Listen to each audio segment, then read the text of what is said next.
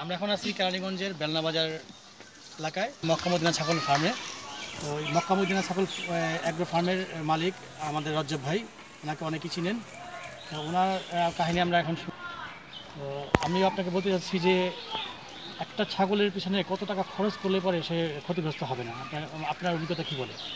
তবে যদি ঘাসের বিকল্প নেই, দানাদার এই বর্তমান বাজার হিসাবে দানাদার খানা এই করে কিনে খাওয়ানোর পরে তেমন একটা বেনিফিট সে পাবে না। তবে ঘাস তাকে অবশ্যই অবশ্যই চাষ করতে হবে। তবে ঘাস যদি পর্যাপ্ত পরিমাণে দেওয়া যায় তাহলে অবশ্যই ছাগলের খামারে লাভবান হবে। এবং ছাগল সবচেয়ে লাভবানের জন্য যে উন্নত জাত বলতে কি যেন 1 থেকে 1.5 কেজি দুধ হয়, 1 থেকে 1.5 কেজি যেন দুধ হয় আর কি। এরকম ধরনের ছাগল যেন মানে বাচ্চা খাওয়ার পরে যেন 1 লিটার দুধ যেন মানে বাহির করা যায় একটা ছাগল থেকে, 1 লিটার। তাহলে 3টা বাচ্চা দিলেও তার কোনো সমস্যা হবে না? 3টা বাচ্চা দিলেও সমস্যা হবে না। ওই দুধের টাকাটা দিয়ে সে মানে ছাগলটা লালন পালন করতে পারে, বাচ্চাটা তার ফ্রি থাকবে, মানে লাভের উপরে থাকবে, লাভের উপরে থাকবে।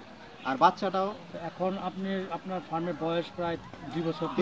মানে আমি ছোট থেকে ছাগল পালন করি। আপনার ফার্ম শুরু করছেন 2 বছর হয়েছে। 2 বছর মধ্যে আপনি কি বুঝতে পারলেন যে আপনার মানে লাভ না লস হচ্ছে, এই ধরনের কিছু বলেন? হ্যাঁ, যদি সঠিক পরিকল্পনা মাফিক সামনের দিকে এগিয়ে যাওয়া যায় তাহলে লোকসানের হওয়ার কোনো সম্ভাবনাই নেই। আর যদি পরিকল্পনাহীনভাবে মানে আবেগের বসে বেশি দিয়ে যদি ছাগল পালন করা হয়, ঘাস বপন না করা হয়, ঘাসের জমি যদি না করা হয় তাহলে সে লাভবান হতে পারবে না, সে হতাশায় ভুগবে। পরবর্তীতে খামার বন্ধ ছাড়া তার কোনো বিকল্প পথ থাকবে না। অতএব ছাগল লাগবে মানে উন্নত জাত বলতে কি উন্নত জাতীয় লাগবে। ওই যে দুধের কথা বললাম, এবং পাঠাটা সবচেয়ে মানে ভালো মানের পাঠা সারা বিকল্প নাই।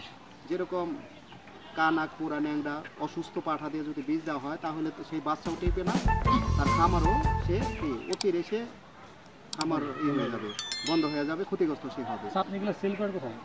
আমি সেল করি বাড়ি, এখানে সেল করি, খামারে সেল করি, আর গ্রাম এলাকা এখানে, আর হাটে নিয়েও করি আর কি, হাটে নিয়েও করি।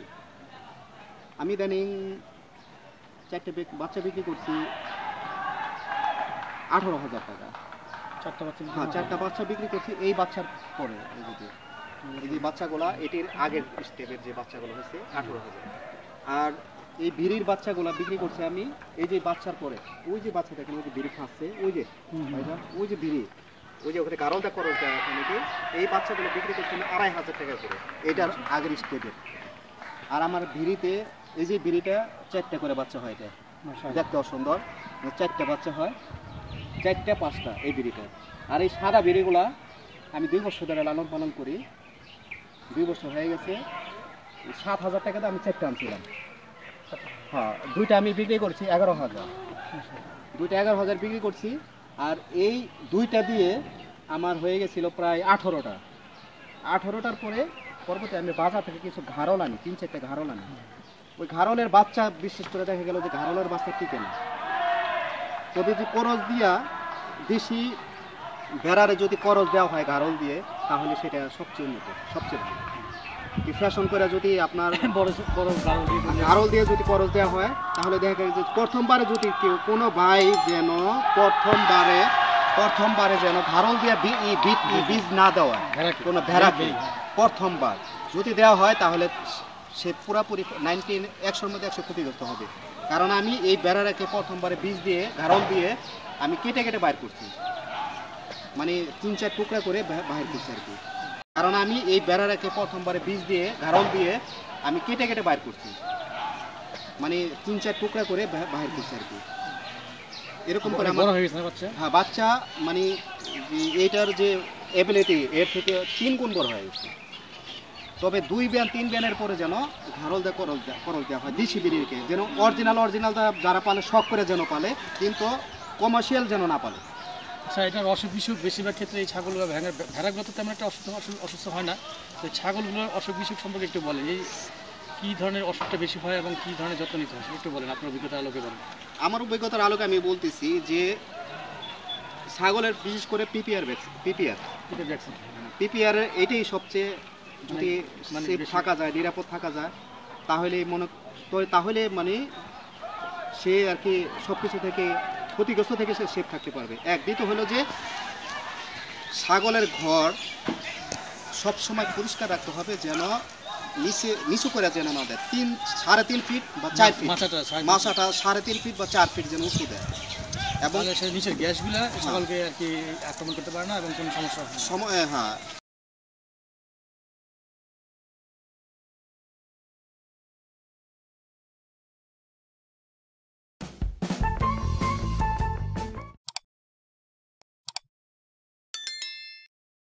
আর আরেকটা ব্যাপার হচ্ছে, অনেক ভাই পরামর্শ দেয়, অনেক পুরান খামারি হিসাবে দাবি করেন, তারা বলেন যে একবারে ওই মাছাটাকে যেন একবারে যেন কোনো রকমের ফাঁক যেন না থাকে।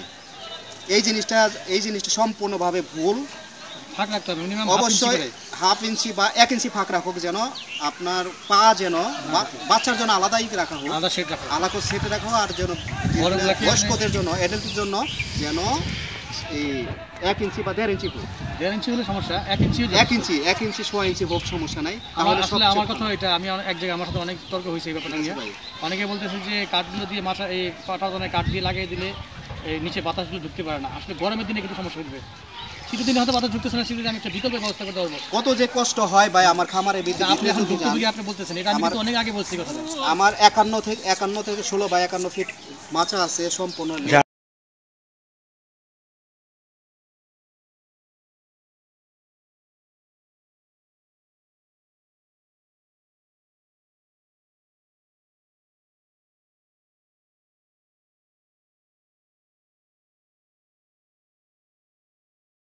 আপনি বলতেছিলেন যে পিপিআর ভ্যাকসিনটা প্রথমে দিতে হবে। পিপিআর ভ্যাকসিনটা হচ্ছে গিয়ে খামারের হচ্ছে বড় এবং মারাত্মক, মানে যেটা ধকল বলবো, মারাত্মক ক্ষতি যেটা করে সেটা হচ্ছে পিপিআর। এরপরে আপনি কোনটা ফেস করেন, এরপর কোন রূপ আপনি করবেন?